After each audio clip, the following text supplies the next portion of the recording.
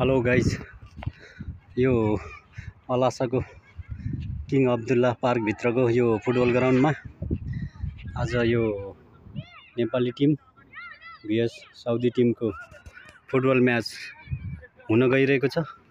यता हाम्रो यो भैँसेदाईको टिम नेपाली टिम अनि यता चाहिँ यो साउदीको टिम छ। अब म्याच चाहिँ प्रारम्भ हुन गइरहेको छ।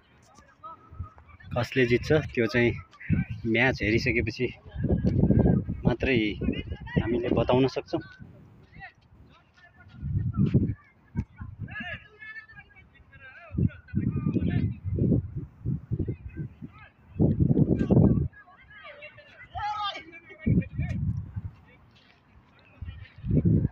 ल म्याच स्टार्ट भइसकेको छ। म्याच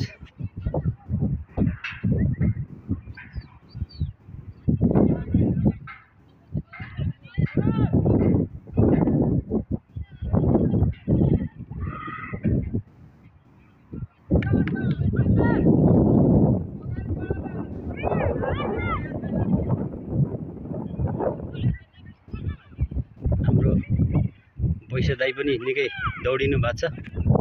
म चाहिँ घाइते भएर खेल्न सकिनँ।